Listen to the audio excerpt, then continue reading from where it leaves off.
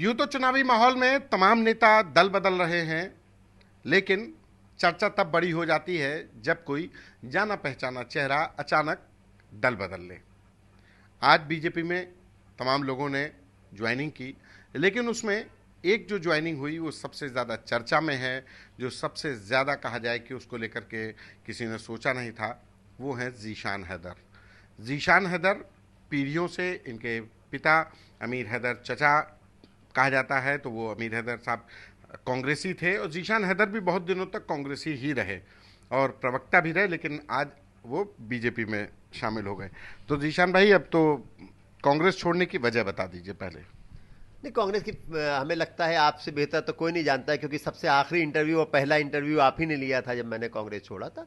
देखिए, सबको पता है आज कांग्रेस के जो युवराज हैं और जो वहाँ पे सोनिया जी की बेटी हैं, वो अपने दिमाग से नहीं चल रहे, दिमाग या दियालापन है उन लोगों के अंदर, और वो सिर्फ नौकरों के कहने पे चल रहे हैं। तो ऐसी पार्टी जो नौकरों के कहने पे चल रही हो, जिनका खुद का अपना कोई राजनीतिक एम ना हो, ऐसी पार्टी के साथ राजनीति करने का कोई औचित्य नहीं है। इसलिए मैंने कांग्रेस छोड़ी थी और कांग्रेस से इस्तीफा दिया था।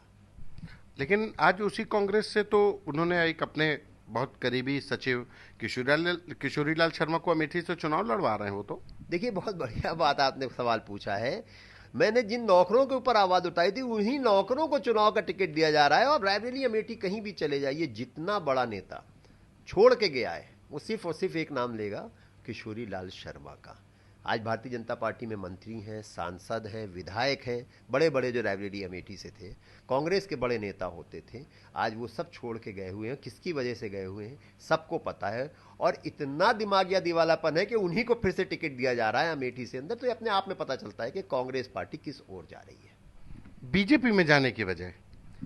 देखिए, मुझे नहीं लगता है कि कोई और पार्टी, देखिए जब मैं कांग्रेस में भी था तो कई बार ऐसे मुद्दे होते थे जिनके ऊपर मुझे लगता था कि हमें इसका विरोध नहीं करना चाहिए, क्योंकि राष्ट्रहित के मुद्दे हैं, राष्ट्रवाद के मुद्दे हैं। लेकिन सिर्फ विरोध करने के लिए कांग्रेस पार्टी भारतीय जनता पार्टी का विरोध करती है, जो गलत है। और मुझे लगता है कि आज सबसे बड़ा मुद्दा ही देश का यही है कि देश को जो साथ लेके चल सके। तो हमें लगता है नरेंद्र मोदी जी से बड़ा नेता ना इस देश में कोई है और ना आने वाले समय में कोई होएगा। तो उनके नेतृत्व में अगर उनके एक सिपाही में बन सका तो मेरे लिए बहुत ही अच्छी बात है, और मैं चाहूँगा कि मैं उन्हीं के पीछे अब जिंदगी भर चलूँ। लेकिन आपको घर में आपके जो वालिद साहब हैं अमीर हैदर चचा, चूँकि हम लोग सभी लोग चचा ही कहते हैं, तो पिताजी से कैसे निपटेंगे? वो तो कांग्रेसी है ना, तो उनको उनको क्या तर्क देंगे? हम लोगों को तो समझा दिए, उनको क्या बताएंगे कि कांग्रेस क्यों छोड़ी? नहीं, उनको भी यही तर्क देंगे। हम उनसे भी कहेंगे कि आप भी ये बीजेपी ज्वाइन करिए, क्योंकि उस पार्टी में कोई रहा नहीं है। ये वो पार्टी नहीं रहेगी जिन्होंने स्वतंत्रता दिलाई थी। अब इस पार्टी को ने तो पिताजी को भी ज्वाइन कराएंगे भाजपा? हमारी तो पूरी कोशिश रहेगी उनको कन्विंस करने की। अच्छा। हाँ, अगर उन्होंने ज्वाइन करी तो मेरे लिए तो बहुत ही अच्छी बात है। बट मुझे लगता है कि कहीं ना कहीं पिताजी को भी इस चीज़ का अंदाजा था, और वो कहते भी थे कि उन्होंने भी कई बार मुखर होकर लिखा है कांग्रेस पार्टी के खिलाफ। उनको भी निष्कासित किया है कांग्रेस पार्टी, नोटिस भेजी है। उन्होंने भी राहुल गांधी, प्रियंका गांधी के खिलाफ लिखा है, सोनिया गांधी के खिलाफ लिखा है, मुखर होकर लिखा है। तो मैं तो उन्हीं पिताजी का बेटा हूं, मैं भी मुखर होकर बोलता हूं और हमेशा सही बोलता हूं, अच्छा लगे और चाहे बुरा लगे। अच्छा, ऐसा तो नहीं कि आप कांग्रेस में हाशिए पर चले गए? आप चूंकि वहां पे जो शीर्ष नेतृत्व के जो अगल बगल के जो सिपह सालार थे, उनको आप निशाने पर लिए तो, और आप हाशिए पर चले गए, इसलिए अब आपको कांग्रेस में जगह नहीं मिली तो भाजपा चले आए। मैं कांग्रेस में आपको बताऊं, मेरे लगभग 17 साल से एक्टिव था मैं कांग्रेस में, और सबसे बड़े पदों पे मैं बैठा हुआ था। आप हाशिए की बात कर रहे हैं? मैं सदस्य था अखिल भारतीय कांग्रेस कमेटी का, वो भी इलेक्टेड लखनऊ से। मैं मीडिया का कोऑर्डिनेटर था, सारे प्रवक्ता मेरे अंडर में थे। प्रवक्ता तो इससे बड़े पद तो मेरे पास कभी रही नहीं कांग्रेस पार्टी में। तो मैं तो सारे बड़े पदों पे रहते हुए मैंने ये तलवार खींची थी, क्योंकि जो गलत है वो गलत है, उस कहने में मैं कभी डरता नहीं हूं और ना आगे भी डरूंगा। एक दिशा में बड़ा सवाल होता है कि बीजेपी में मुसलमान थोड़ा दूरी बना के चलता है। क्या लगता है आपको कि वास्तव में बीजेपी के शासनकाल में कुछ ऐसा महसूस हो रही है, आपकी कौम ऐसा महसूस करती है?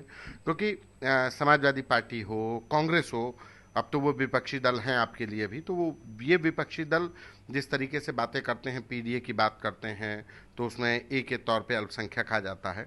तो क्या कुछ ऐसा है वास्तव में आपको ग्राउंड पे देखने को मिलता है?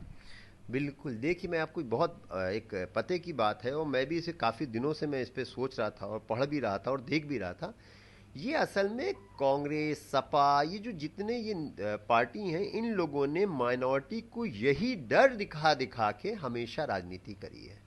और आज आप देखिए जिस तरह से सबका साथ और सबका विकास लेके मोदी जी आगे बढ़ रहे हैं, आप बताइए ना। मैं वही कहता हूं ना कि भारतीय जनता पार्टी सबको साथ लेके चलने वाली पार्टी है। हाँ, वो ये नहीं है कि किसी को आगे करे किसी को पीछे करे, सब बराबर के उनके लिए। ये लोग उनका डर दिखा के और उन्हीं का वोट लेने के चक्कर में उनको डर दिखा के बहुसंख्यकों का ही उनकी राजनीति चलती है और उसका जीता जागता उसके लिए। आप ये बताइए कितनी जगह पे क्या क्या हुआ, लेकिन कौन सा भारतीय जनता पार्टी का नेता आपको जाता दिखा? और आज जब चुनाव हो रहे हैं तो उनको जो है मुस्लिम समाज, उनको सिख समाज, ये सब याद आ रहे हैं।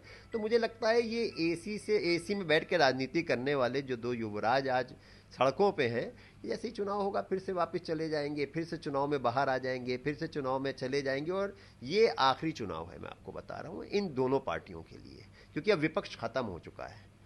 इतनी बुरी तरह से विपक्ष की हार होने जा रही है। क्यों खत्म हो गया? लोकतंत्र के लिए विपक्ष तो मजबूत होना जरूरी है। दूसरी पार्टियां हो सकता है बन के निकल के आए। मैं कांग्रेस पार्टी और समाजवादी पार्टी की बात कर रहा हूं, क्योंकि ये दो युवराज जिनको सोने के चम्मच में खाने को मिला ना, तो उनको दोनों को नौकर ही चला रहे हैं। आप बताइए, मैं तो चाहे वो मुलायम सिंह यादव जी हों, चाहे राजीव गांधी जी हों, चाहे इंदिरा गांधी जी हों, उनके सिपा सालार देख लीजिए और इनके सिपा सालार देख लीजिए।